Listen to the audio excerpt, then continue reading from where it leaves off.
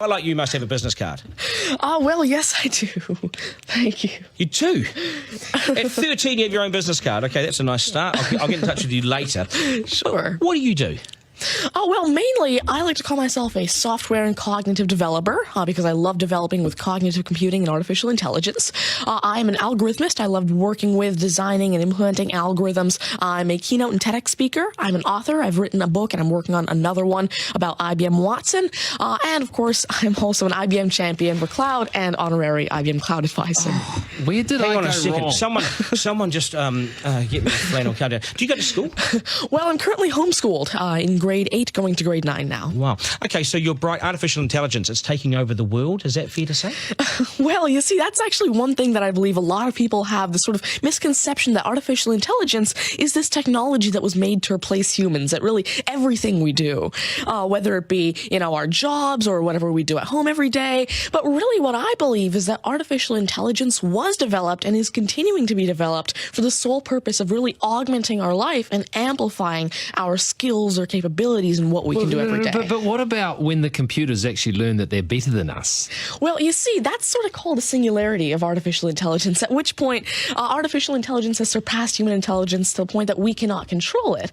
But really what I believe at this point, artificial intelligence, I won't go into the details right now since we're limited on time, but the thing is right now, artificial intelligence itself as a technology is so foolable and so primitive that either A, we won't reach that singularity point, or B, if we do, it's a very long ways off. Do you understand that, Mark? No, I couldn't. I wanted to take notes for the exam at the end of it. You lost them in the first sentence. Could I perhaps offer you a golf ball?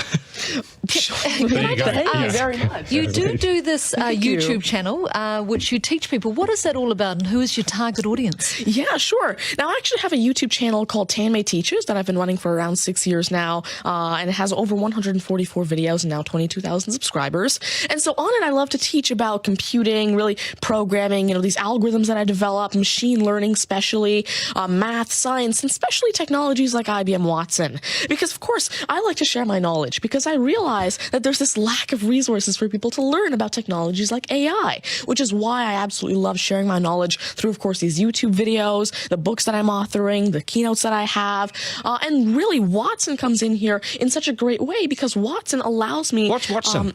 Sure. Well, now- Mark thinks he's a golfer, but what is Watson? Now, IBM Watson is essentially a cognitive system that allows developers to incorporate cognitive and machine learning into their applications without having to code in the actual intelligence. And what this means is that, of course, right now, really one of the main reasons developers aren't incorporating more machine learning into their apps is because it's so hard to do. It's really difficult to incorporate intelligence because... Has the I want to take this somewhere else, this interview. Has the Homeschooling Association of the World got hold of you as the front person? Well, there is actually a Homeschooling Legal Defense Association, I believe, HSLDA in Canada, and I actually had a keynote for them last year in Niagara Falls. You're the poster boy for homeschooling, aren't you? Well, I did have a keynote for them, and I talked a lot about the advantages of homeschooling and why it's great for kids who want to go into different and really targeted subjects. Okay, I want to get right down to business now. When did you realise you were bright and smart, and smarter than most? Well, I originally started coding when I was 5 with simple languages like Fox Pro and Batch. But eventually, at 9 years old, I had my very first iOS app accepted into the Apple App Store called T-Tables. But did your mum and dad do something to you between 0 and 5 that plugged you into the wall? What did they do to you at 5? At 5, you were Are you coding. smarter than your mum and dad, by the way? Already? Well, I have... my dad used to work as a computer programmer, but he used to work with, simple, regular programming languages like Fox Pro, Batch, a little bit of C, etc.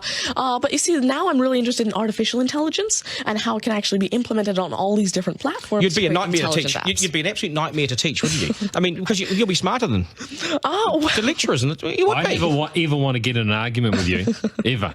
But I would like to see you on a quiz show because I think you would nail that. Well, you see, there is one thing that I've been working on, and it's essentially an app called Ask Tanmay, an NLQ POA system.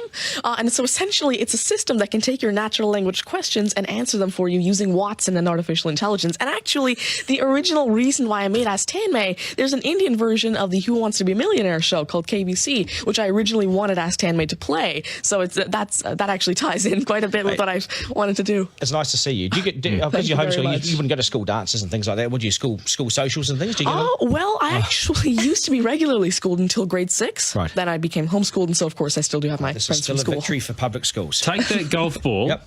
and bring it back to me when you've actually worked out a way in which it'll always go straight. Because I think you could do it. Technically, using a genetic algorithm or something. I knew there'd be an answer. Hey, it's brilliant to meet you. You're a complete inspiration. Thank you. And I hope my son was watching, a 7-year-old son. Message to Buster Garner, you got work to do, mate. Do your homework, and we got to sharpen things up. Nice to see you. Thank you very All much. the very best. Thank You're you. amazing. Thank you. You're amazing. Okay, news is next, and then we are joined by today's panel, which won't be as smart as this guy, but they'll still be good, and we will head back to the beach as well for a game of 9 and 10. So much pressure now on the contestant in 9 and 10 just to rip through it and get it right. It's coming up after 8.